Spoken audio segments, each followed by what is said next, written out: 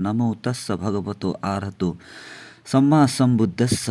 भगवान बुद्ध राजगृह स्थित बेनुवनको कलन्दक निवापमा बसिरहनु भएको बेलामा एक दिन राजन्तपुरमा भेला भइरहेका राजपरिषदका बीचमा श्रमण शाक्यपुत्रहरूले अर्थात् भिक्षुहरूले सुन चाँदी स्वीकार्छन् भन्ने विषयमा चर्चा उठ्यो। त्यस वखत यी मणिचुल गामनी पनि त्यस सभामा उपस्थित थिए अनि यिनले श्रमण शाक्यपुत्रहरूले सुन चाँदी ग्रहण गर्नुहुन्न र ग्रहण गर्नु पनि हुन्न भन्ने कुरा बताए, परिषदलाई सम्झाए।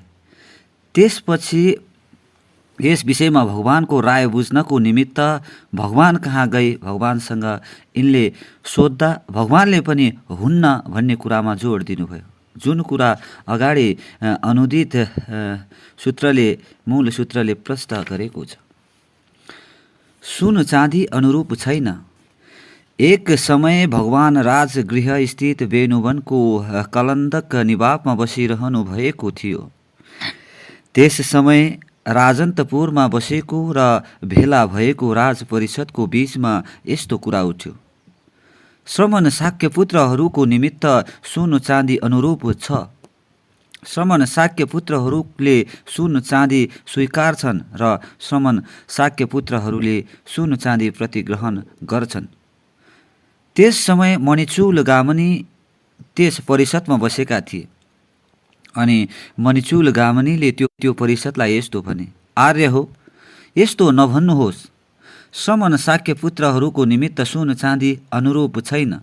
श्रमण शाक्यपुत्रहरूले सुन चाँदी स्वीकार्दैनन् र श्रमण शाक्यपुत्रहरूले सुन चाँदी प्रतिग्रहण गर्दैनन्।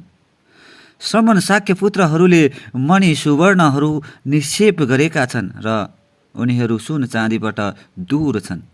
यसरी त्यो परिषदलाई मणिचुल गामनीले सम्झाए अनि मणिचुल गामनी जहाँ भगवान हुनुहुन्थ्यो त्यहाँ गए। त्यहाँ पुगेपछि भगवानलाई अभिवादन गरी एक छेउमा बसेका मणिचुल गामनीले भगवानलाई यस्तो भने, भान्ते, यहाँ राजन्तपुरमा बसेको र भेला भएको राजपरिषदको बीचमा यस्तो कुरा उठ्यो। श्रमण शाक्यपुत्रहरूको निमित्त सुन चाँदी अनुरूप छ। श्रमण शाक्यपुत्रहरूले सुन चाँदी स्वीकार्छन् र श्रमण शाक्यपुत्रहरूले सुन चाँदी प्रतिग्रहण गर्छन्। यस्तो भन्दा भान्ते मैले त्यो परिषदलाई यस्तो भने, आर्य हो, यस्तो नभन्नुहोस्।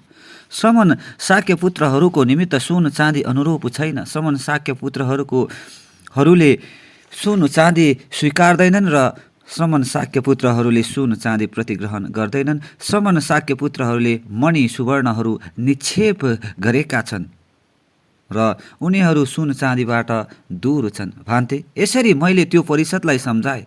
भान्ते, यस्तो भन्ने म के भगवानको वादानुरूप भन्ने हुनेछु?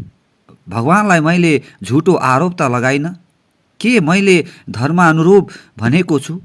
धर्मानुसार भनिराखेको कुराको कुनै निन्दा त हुन गएन? ठिक छ गामनी, यस्तो भन्ने तिमी भगवानले भनेका कुरा जस्तै भन्ने भएका छौ। मलाई झुटो आरोप लगाएका छैनौ। धर्मानुरूप भनेका छौ र धर्मानुसार भनिराखेको कुनै कुराको निन्दा पनि भएको छैन। गामनी, श्रमण शाक्यपुत्रहरूको निमित्त सुन चाँदी अनुरूप छैन। श्रमण शाक्यपुत्रहरूले सुन चाँदी स्वीकार्दैनन्। श्रमण शाक्यपुत्रहरूले सुन चाँदी प्रतिग्रहण गर्दैनन्। श्रमण शाक्यपुत्रहरूले मणि सुवर्णहरू निक्षेप गरेका छन् र उनीहरू सुन चाँदीबाट दूर छन्। गामनी, जसको निमित्त सुन चाँदी अनुरूप हुन्छ उसको निमित्त पञ्चकाम विषयहरू पनि अनुरूप हुन्छन्। गामनी, जसलाई पञ्चकाम विषयहरू अनुरूप हुन्छन्, गामनी, अवश्य पनि त्यसलाई अश्रमण धर्म हो र अशाक्य पुत्रीय धर्म हो भनी विश्वास गर।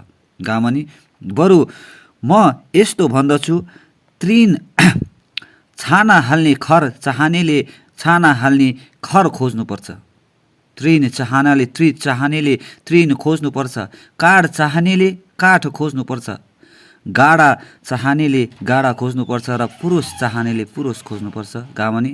तर कुनै प्रकारले पनि म सुन चाँदी स्वीकार्नुपर्छ, खोजी गर्नुपर्छ भनी भन्दिनँ। सर्वमङ्गल।